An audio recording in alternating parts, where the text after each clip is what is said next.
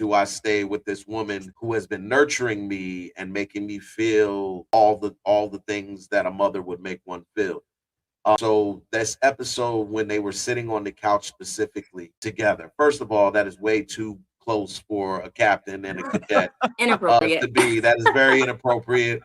And so when they leaned on each other and had their little smile, and then the commander came into the room, and just like she was just smiling, like like that was my boy. And he goes out smiling.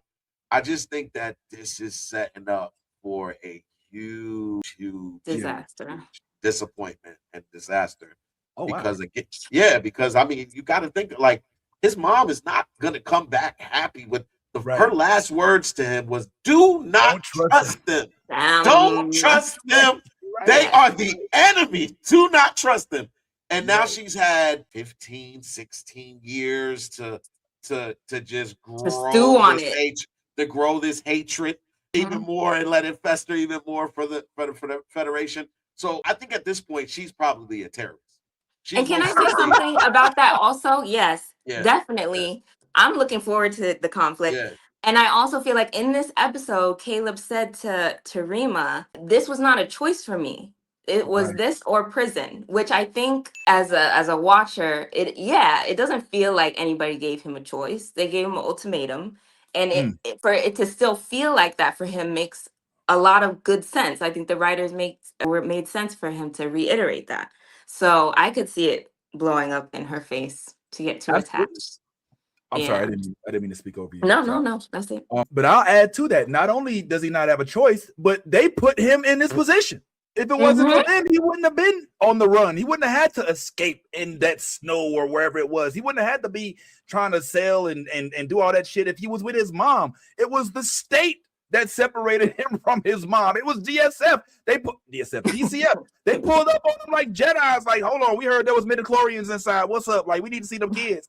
And so he got every right to feel like, come on now, like, and I like that though. At first, I was Vince, does he really have a? Yes! I mean, yes. If you went in the grocery store, and you were hungry, and you killed the cashier on your way out, you know what I'm saying? Is it okay because you were hungry? All right. That man is not dead.